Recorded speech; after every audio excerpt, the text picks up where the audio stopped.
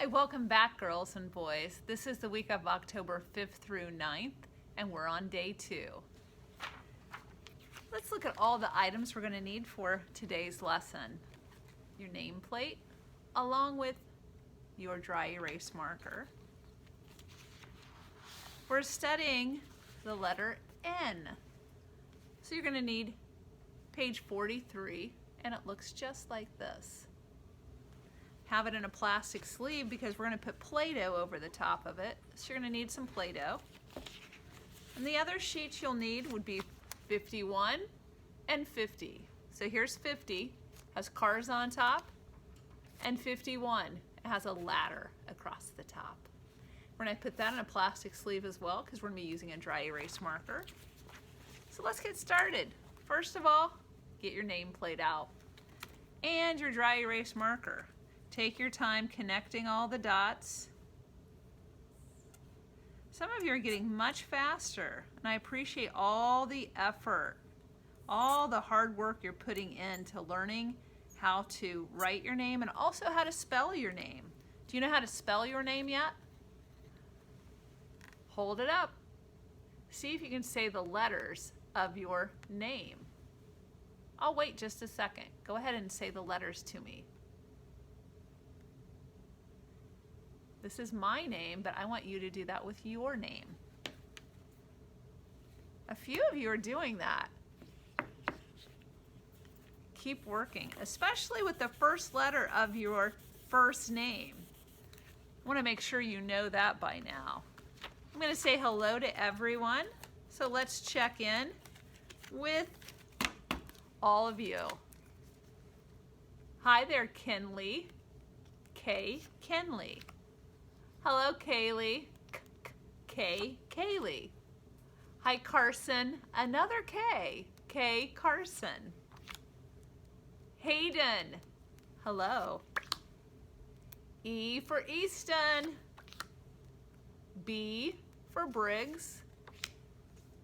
J for Justin. T for Timmy. C for Cash. Another C for Christopher. Ah, I hear you out there. O for Owen. B for Bennett. C for Caitlin. J for Jax. E, Evelyn. E, Elias.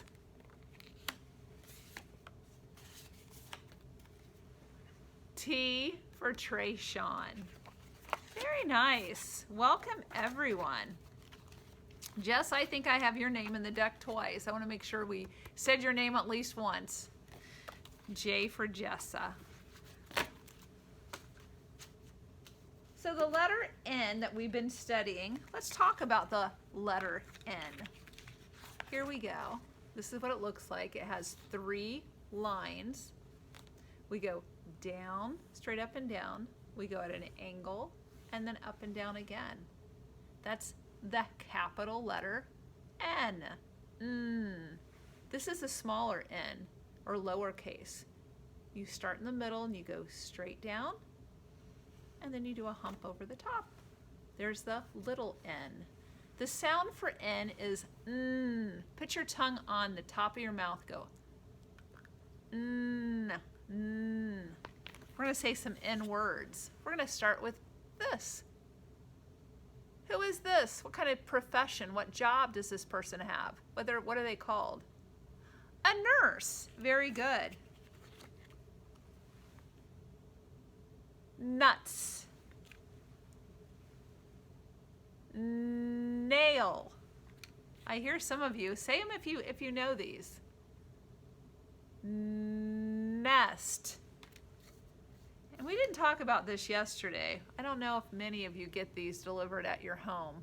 It was really common years ago. You'd have someone deliver these in the mailbox or the mail chute, and then you'd read all the news. It's called a newspaper.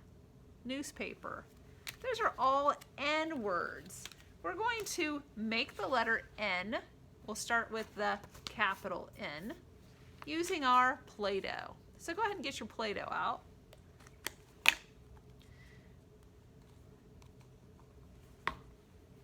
get a little ball of it, go back and forth, and then you kind of make it into a long line, what I call a snake. You don't have to call it a snake, but that's the best way to do this, is to make a big line and put it right here. You're going to need another one just about the same size.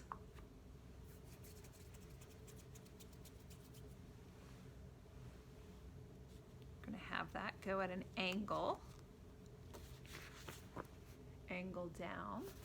We need one more to finish it off. We're going to go straight up and down. This one's exactly like the first one, and it's held together with the one in the middle.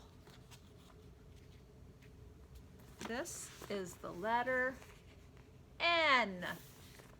We went down at a slant over and straight up. This is the letter N. Now you may take that off, and we're going to then make the small n. Do a straight line up and down. So you can get that to stick. Then you're going to have one line that goes around the top and over. This is the letter N. So we have uppercase N and lowercase n. Let's think of some other words we know that start with N. And I want you to think about your body. What's on your face that has a N sound? I'll give you a clue. What's that called? Your nose. Nose. How about look at your hands, and what do you have that starts with an N when you close your hands, kind of like a fist? What's sticking out? Do you know what that's called? Those are called your knuckles. Knuckles. Can you hold out your knuckles? Yeah, you can look around for other N words at your house. I bet you can find lots of N words.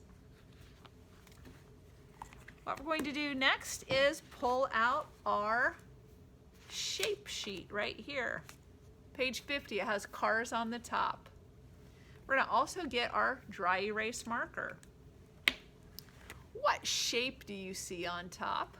What shape is that? What are these tires or wheels called? What's the shape? It is a circle. Very good. We're going to trace the circles. And once we trace the circles, we're going to count the circles. It's kind of tough to do this without a board underneath, so I'll put a book behind mine. Here we go. That'll help. Let's count. 1, 2, 3, 4. 4 circles, 4 tires. Here we have presents. And look at the shape. All 4 sides are exactly the same. What shape is that when you have 4 sides and they're all the same size? It's called a square. Nice work. Square. Let's trace all 3. Let's count now. 1, 2, 3. Let's write inside of each present. We have 1, straight up and down, around, down, then you go straight back across. There's a 2. And then the last one, we're going to have 2 humps sideways. That is known as a 3. 1, 2, 3. Good work. And here we have some campers, and they're in tents. What shape is this? Has 3 sides, 3 angles. It's called a triangle. Nice. Let's connect these dots. Connect these dots. See what yours looks like. Show me. How many tents are there? Let's count them. 1, 2. Very nice. We're going to turn the sheet over, and we have some more shapes on the back. Check them out. There we have a shape that has 4 sides. 2 sides are longer than the other. Let's see if you can remember what that's called. 4 sides, 1, 2, 3, 4. 2 sides are longer than the other. It's not a square. Remember, a square has all 4 sides are the same. Here you have 2 sides are longer than the other 2. It's called a rectangle. Good job. Good job. Let's go ahead and trace our rectangles. 1, 2, 3 rectangles. Here we have 3 fish, and they're this shape. What is that shape? Open your mouth really wide. Straight up and down. It's called an oval. Let's trace these ovals. Trace them around.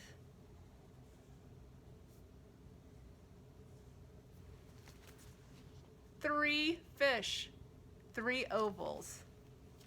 And on the bottom here, we're going to be tracing this shape. Do you remember this shape? Has 4 sides, and it's kind of stretched out. It's called a diamond. Diamond. We're going to be tracing diamonds here. We have 1, 2, 3, 4, 5 diamonds we're going to trace. Let's try that. 1, 2, 3, 4, 5 diamonds. Let's count all the way to 5 together. 1, 2, 3, 4, 5. That's the same number as all the fingers on a hand. Let's count to 5. 1, 2, 3, 4, 5. Very good. How many fingers on the other hand? Can you count those too? 1, 2, 3, 4, 5. 5, 5. Nice work today. We are going to count, actually, see if you can do this, all the way to 20. When we're at school, we talk about the importance of washing our hands for a long time. The best thing to do is count while we're washing if you can, or we'll sometimes sing Twinkle, Twinkle, Little Star. But I would like you to try to count to 20 while you act like you're washing your hands. We're going to wash the back, your fingernails. That's how I like to do it. You have soap in your hands and you go back and forth with your fingernails. We're going to wash our hands for 20 seconds. Are you ready? Get your hands ready. 1, 2, 3, 4, 5, 6, 7, 8, 9, 10, 11, 12, 13, 14, 15, 16, 17, 18, 19, 20. All clean. Good counting. It's a good thing to do while you're washing your hands is count all the way to 20. This week we've been talking about community helpers.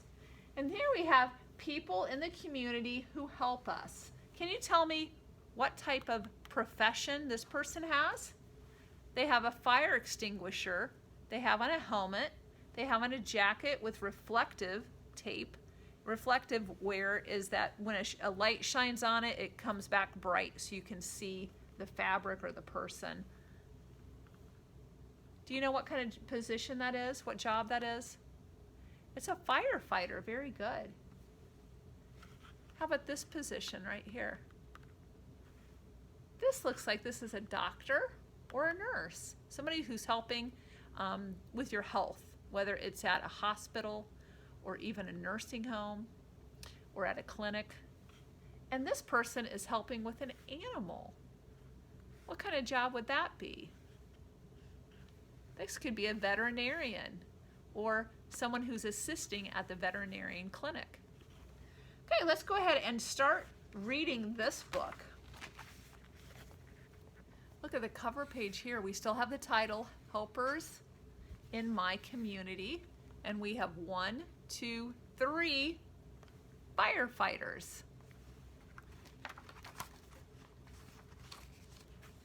What is a community? Do you know what a community is? It's where we live, isn't it? It's a group of people all together. A community is a place where many people live and work together. Community helpers are people who make communities cleaner, safer, and better. Who are the helpers in your community? Look, we have a bunch of students dressed up as community helpers. Some community helpers are builders, doctors, teachers, and librarians. All these people help you. They help make the place where you live better. Buildings and roads. Communities need buildings where people can live or work. Builders build houses, offices, schools, and stores. They also build roads and bridges. So if you wanted this type of job, you might go to school for engineering. Or if you wanted to work in and moving dirt, for example, heavy equipment operator, they have schooling for that as well. Builders use these machines to do their work. This is called a bulldozer. This is called a digger. This is a crane. It has an arm that reaches really high. And this is a cement mixer. You need all of these to build buildings and roads. Electricity and water. People in a community need electricity. Lights, computers, television sets, and many other things cannot work without it. Electricians are people who make sure that communities have the electricity they need. People need clean water in their homes. They drink water and use it to have baths and to wash their clothes. Plumbers are community helpers who put in the pipes that carry the water to our homes. Without plumbers, we wouldn't have this nice tub with water in it. Teachers and librarians make learning fun and exciting. They teach us how to read and write. They teach us math, science, and social studies. Librarians help us find the books we need. Some librarians work in schools. Some librarians work in community libraries. So they have libraries all over. Here are some other school helpers. This is a crossing guard, and this is a bus driver. They help us get to school. School nurses take care of children who are sick at school. And here we have a principal who makes sure everyone is following the rules and is safe. Here we have emergency helpers. Emergencies are dangerous, things that happen suddenly. Emergency workers find help people and take care, and they take them away from danger. So if there is something dangerous, the emergency helpers will come and save the person in danger. Paramedics bring sick or hurt people to hospitals. They take them to hospitals quickly in ambulances. Have you ever followed an ambulance or heard one and it'll go, rear, rear, rear, the lights will be going, and everyone needs to pull over to the side of the road to let the emergency vehicle through because there's danger. There's somebody who is in danger either in the vehicle or they're going to go help the person who needs help right away. And there you have a person who is going into an ambulance. Firefighters. So thankful we have firefighters. Firefighters fight fires in buildings. They also fight forest fires. They rescue people and animals. They risk their lives to help others. Firefighters drive big trucks to the fires. Here's a huge fire truck. And here they're using water to put out fire. Now it's important that you know that if you ever are in a situation where there's a fire, that you stay low on the ground. Have you ever heard of stop, drop, and roll? If you're at school, we'll be practicing that, and that will help put out the fire if it gets on your clothes. You stay very low to the ground, and that's what you should be doing if there's a fire. That's the safest place. Police officers. Police officers protect people in their communities. They make sure that people do not break the law. They help people who are in trouble.